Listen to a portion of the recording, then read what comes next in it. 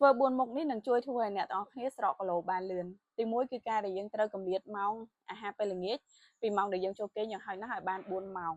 ព្រោះនៅពេលដែលអ្នកទាំងអស់គ្នាញ៉ាំអាហារចូលទៅគឺរាងកាយយើងវាអត់ទាន់អាចរំលាយយកមកប្រើការបានភ្លាមៗទេយើងត្រូវចំណាយពេលយ៉ាងហោចណាស់3ទៅ4ម៉ោងនៅក្នុងការរំលាយវាមានផលទៅដល់សុខភាពរបស់យើងផងដែរអ្នកដែលគាត់ញ៉ាំហើយគេងភ្លាមវាអាចធ្វើឲ្យយើងមានផលប៉ះពាល់រឿងប្រព័ន្ធរំលាយអាហារមិនថាអ្នកទាំងអស់គ្នាចង់ស្រកឬមិនចង់ស្រកទេយើងគួរកម្រិតម៉ោងញ៉ាំ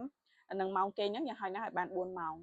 ទី2គឺការដែលយើងត្រូវញ៉ាំទឹកឲ្យបានគ្រប់គ្រាន់មួយថ្ងៃយ៉ាងហោចណាស់ឲ្យបាន2ទៅ3លីត្រនៅក្នុងមួយថ្ងៃបើអ្នកទាំងអស់គ្នាញ៉ាំទឹកគ្រប់គ្រាន់វាមានផលទាំងជួយរឿងសុខភាពហើយវាធ្វើឲ្យការដុតធម្មពលខ្លាញ់យើងវាធ្វើការបានល្អផងដែរញាក់ពីគេងឡើងណែនាំឲ្យព្យាយាមញ៉ាំទឹក